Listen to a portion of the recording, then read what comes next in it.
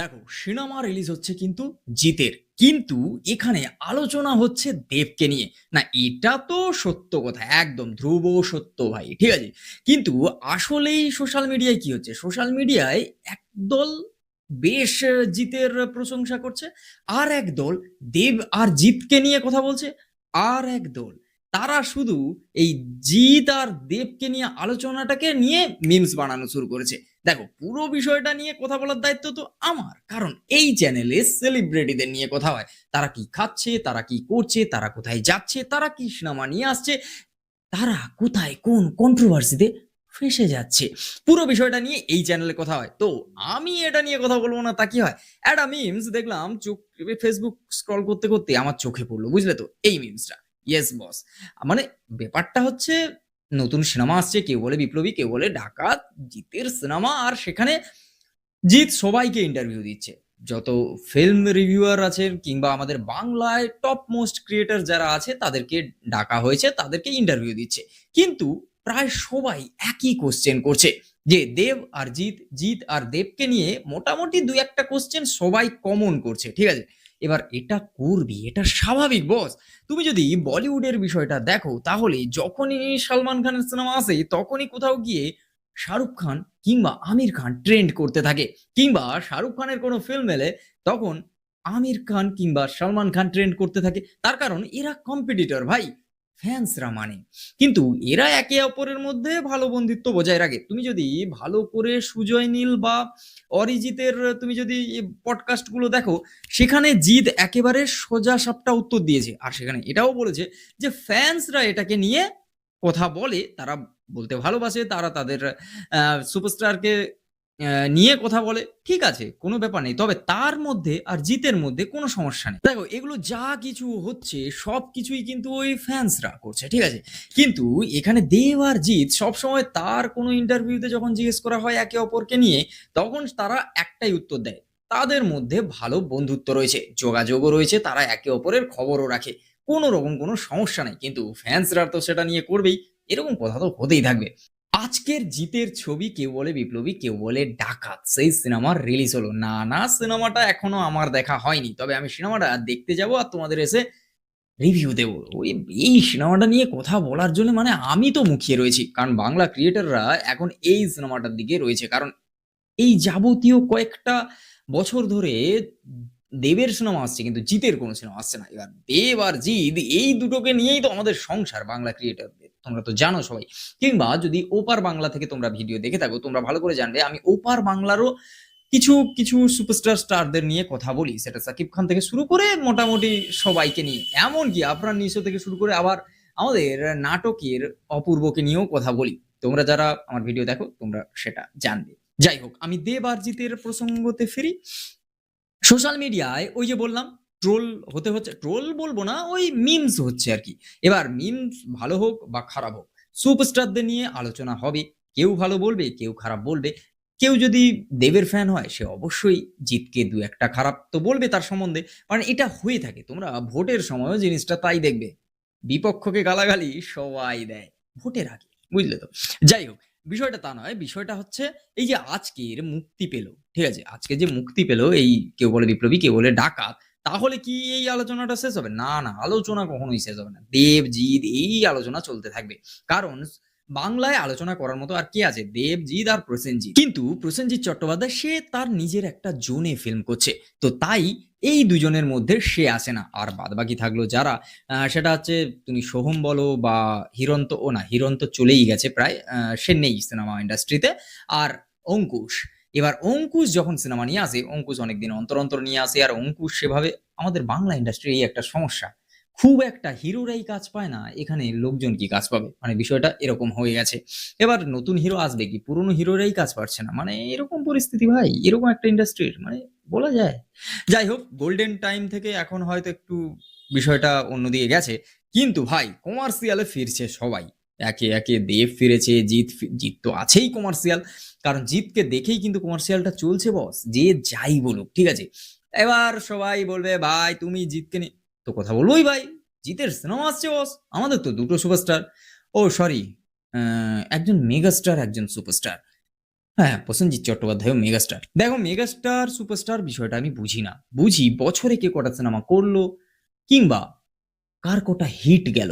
আর hit গেলে ওরকম হবে না যে আজকের সিনেমা রিলিজ হয়ে গেল, কালকের সিনেমাটা বিশাল চলছে, বিশাল চলছে। এই সিনেমায় হাউসফুল, সেই সিনেমা হলে হাউসফুল। কিন্তু আল্টিমেট সিনেমা হলে লোক নেই। কিন্তু তুমি মানে কি বলা যায় বুক মাই শোতে দেখো, তুমি সিট পাবে না বস, হাউসফুল। কিন্তু আসলেই কিন্তু কর্পোরেট বুকিং হয়ে যাচ্ছে। এই বিষয়টা চলতে থাকে। তারপর তো ওই নাম্বার বাড়িয়ে বলার বিষয়টা তো রয়েছে। কিন্তু আমার কোশ্চেন একটা চিরকালই থাকবে মেকার্সদের। যতই বলো, যতই যা করো, জিৎ কিন্তু তার ইন্টারভিউতে একটা ভালো উত্তর দিয়েছে এই বিষয়ে। ঠকাচ্ছ তুমি কাকে ঠকাচ্ছ বস? আল্টিমেট আয়নার সামনে দাঁড়ালে তুমি কিন্তু নিজেকেই ঠকাচ্ছ। এই বেশি টাকা বলে দেবো, প্রোডাকশন হাউস এত ইনকাম করেছে, তত টাকা কামিয়েছে, কিন্তু আল্টিমেট বিগ জিরো বস। ঠিক আছে, সেটা উত্তর দিয়ে দিয়েছি। তোমরা ইন্টারভিউ গুলো দেখলে বুঝতে পারবে। সব ফুটেজ এই জায়গাটা দেওয়াটা উচিত নয়, বুঝলে তো? অন্যের ফুটেজ না দেওয়াটা উচিত নয়, সেই কারণে আমি দিচ্ছি না। কিন্তু এই যখন ইন্টারভিউ যারা দেখছো, তোমরা যদি জিৎ ফ্যান হয়ে থাকো, আমার কথাগুলো তোমরা রিলেট করতে পারবে। এবার আসি যে জিতের এই যে সিনেমাটা আসছে, এই সিনেমাটা নিয়ে এক্সাইটমেন্ট কেন এত? বাংলা সিনেমা নেই বস।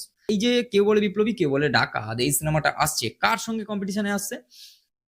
হিন্দি ছবি দুটোর সঙ্গে, বাটওয়ারা আর হচ্ছে আওরাপান 2।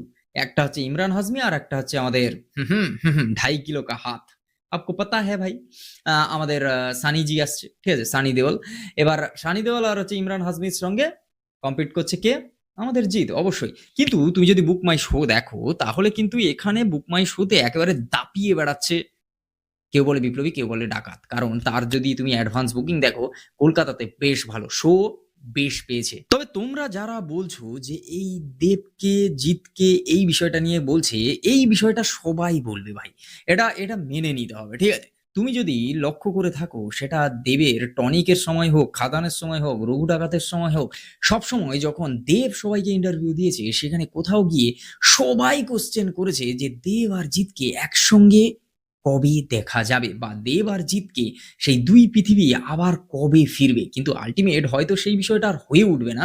কিন্তু তবুও এই তোমরা যারা দেব জিতকে নিয়ে এই যে আলোচনার বিষয়টা চলছে, কিংবা দেব ভার্সাস জিৎ, জিৎ ভার্সাস দেব, এই বিষয়টা যে করে না সবাই, সব ফ্যান্সরা বলো বা নিউজ চ্যানেল থেকে, মিডিয়া থেকে শুরু করে একেবারে পুরো ইউটিউবাররা, মানে যারা যারা এই সেলিব্রিটি টাইপ অফ কোনো কন্টেন্ট বানায়, তারা সবসময় দেব ভার্সাস জিৎ এই বিষয়টা করতে থাকে। তার করার না একটা কারণ রয়েছে। কারণটা কি? তোমাদের একটা সিম্পল এক্সাম্পল দিই। তোমরা ইন্ডিয়া পাকিস্তানের যখন ক্রিকেট ম্যাচ হয়, সেটা কতটা হাই ভোল্টেজ ম্যাচ তোমরা সবাই সেটা জানো। আর ইন্ডিয়া পাকিস্তানের মধ্যে যখন ইন্ডিয়া ম্যাচ জিতবে এই ভেবে আমরা যেভাবে হচ্ছে খেলাটা দেখতে বসি, যে এক্সাইটমেন্ট থাকে, আর ইন্ডিয়া ভার্সাস যে এই দুটোর মধ্যে যে কোনোদিন পটে না, একে আর সে তাকে সহ্য করতে পারে না, এই বিষয়টা যতদিন ছিল না বস, ততদিন পুরো একদম রমরমা বাজাচ্ছিল। একেবারে ইন্ডিয়া পাকিস্তানের সেই লেভেলের ম্যাচ হতো। এখন ইন্ডিয়া পাকিস্তানের ম্যাচ হলে কোটা মানুষ সেই এক্সাইটমেন্ট নিয়ে দেখে বলো তো? তুমি এই কথা বলো। তা বলে কি ইন্ডিয়া পাকিস্তানের কি দুজনের মিল হয়ে গেছে, দুজনের বন্ধুত্ব হয়েছে? বিষয়টা তা নয়। এখানে দেবজিৎ এই বিষয়টা এরকম কেন? কারণ তাদের ফ্যান্সরা একে অপরকে সহ্য করতে পারে না, বা একে অপরকে নিয়ে সবসময় কথা বলে, কথা বলতে ভালোবাসে বলো, বা তারা তাদের ডাই হার্ট ফ্যান যার, তাকে নিয়েই আলোচনা করতে ভালোবাসে, অন্যজনকে তারা ওইভাবে আর আলোচনা করতে চায় না। তাহলে এখানে ইন্ডিয়া পাকিস্তানের কথা কেন বললাম? তাহলে কি দুজন এখন হচ্ছে আলোচনা করা বন্ধ করেছে? না। বিষয়টা কি হচ্ছে, এখন একতরফা হয়ে গেছে। কি একতরফা হয়ে গেছে? তুমি যদি দেখো, এখন ইন্ডিয়া পাকিস্তানের ম্যাচ হলে যত ম্যাচ হোক না কেন ইন্ডিয়া জিতবে বস। একতরফা লাগাতার ইন্ডিয়া যবে থেকে জেতা শুরু করেছে, জিতে যাচ্ছে ইন্ডিয়া, তবে থেকে সেই মজাটাই কোথাও হারিয়ে গেছে। এখন আর সেই মজা, সেই টানটান উত্তেজনা আর নেই। একেবারে মানে গোহারা হারিয়েছে এতবার ইন্ডিয়া পাকিস্তানকে, তো সেই টানটান উত্তেজনাটা নেই। আমার মতে টানটান উত্তেজনা, আলোচনা, বিষয় ততদিন থাকবে যতদিন দুটো ফ্যান বেসের মধ্যে যতদিন হচ্ছে সেই বিষয়টা থাকবে আরকি। সেই উদ্দীপনা, সেই হচ্ছে মানে নিজেদের আম স্টারকে নিয়ে হচ্ছে উন্মাদনা, এই বিষয়টা যতদিন চলবে বস, আমি বলছি সেটা জিতের সিনেমা হোক বা দেবের সিনেমা হোক, সেই সিনেমা নিয়ে আলোচনা হবে, তাদেরকে নিয়ে আলোচনা হবে, তাদেরকে নিয়ে প্রত্যেক মিডিয়া হাউস থেকে শুরু করে কন্টেন্ট ক্রিয়েটর সবাই প্রশ্ন করবে যে আমরা জিৎ দেবকে একসঙ্গে দেখবো কবে। এই প্রশ্নটা তোমরা যদি মানে একটু লক্ষ্য করো, তাহলে দেখবে যখন টনিক সিনেমাটা আসে, বা যখন খাদান, রঘু ডাকাত বলো, একের পর এক যখন হচ্ছে দেবের সিনেমা আসে, দেব যখন কন্টেন্ট ক্রিয়েটরদের ইন্টারভিউ দেয়, বা মিডিয়া হাউসদের যখন ইন্টারভিউ দিয়েছিল, তখন কিন্তু সবাই মানে সবার একটা কমন একটা ইয়ে থাকে, মানে কোশ্চেন থাকে, সেটা হচ্ছে দেব আর জিতকে আমরা কবে একসঙ্গে দেখব? এই জিনিসটা না সব সময় থাকে ভাই। তাই এই জিনিসটা থাকবে ততদিন, এই দুজন মানুষের সিনেমা দেখতে মানে হুড়োহুড়ি করবে সিনেমা হলে মানুষ যতদিন। এই বিষয়টা তো থাকবে বস। যাই হোক, আজকের ভিডিও এই পর্যন্ত। যদি ভালো লাগে like, comment, share and subscribe my YouTube channel. আর তোমাদের একটা কথা বলে রাখি, আমি প্রত্যেকদিন সকাল যে বিষয়গুলো, আমি রাতে যেগুলো হচ্ছে কন্ট্রোভার্সি চলবে বা যে সোশ্যাল মিডিয়ায় যেটা নিয়ে খুব আলোচনা চলবে, আমি ভাবছি আর্লি মর্নিং সেই বিষয়টা নিয়ে তোমাদের সঙ্গে আমি শেয়ার করব। আর এই ভিডিওতে কোনো রকম সেই লেভেলের কোনো কাট থাকবে না, এডিট থাকবে না। পুরো লাইভ যেরকম তোমাদের সঙ্গে একেবারে মানে কথা বলে, ঠিক তেমনই আমি তোমাদের সঙ্গে গল্পের ছলে এইভাবে শেয়ার করব যে সোশ্যাল মিডিয়ায় কে কাকে ট্রোল করছে বা কি করছে সবকিছু বিষয় নিয়ে। আর তোমরা যারা আমার চ্যানেল দেখো বা আমার ভিডিও দেখো, তোমরা নিশ্চয়ই জানো যে আমার এই চ্যানেলে সেলিব্রিটিরা কি করছে, কোথায় যাচ্ছে, কোন নতুন সিনেমার শুটিং করছে বা লুকিয়ে লুকিয়ে কার সঙ্গে কি করছে, তার কি কন্ট্রোভার্সি চলছে, মানে সবকিছুই এই চ্যানেলে শেয়ার করা হয় বস। তো যেহেতু সবকিছু এই একটা চ্যানেলেই পাওয়া যায়, অবশ্যই এই চ্যানেলটাকে সাবস্ক্রাইব করে রাখো। আর হ্যাঁ, সেলিব্রিটি নিউজ বা গসিপ শুনতে যদি ভালো লাগে, তাহলে বন্ধুদের সঙ্গে অবশ্যই শেয়ার করো। দেখা হচ্ছে পরের ভিডিওয়। আর হ্যাঁ, কেউ বলে বিপ্লবী, কেউ বলে ডাকাত, সিনেমাটা সিনেমা হলে চলে এসছে, আজকে রিলিজ করলো, যাও গিয়ে দেখে এসে আমি রিভিউ দিচ্ছি। টাটা।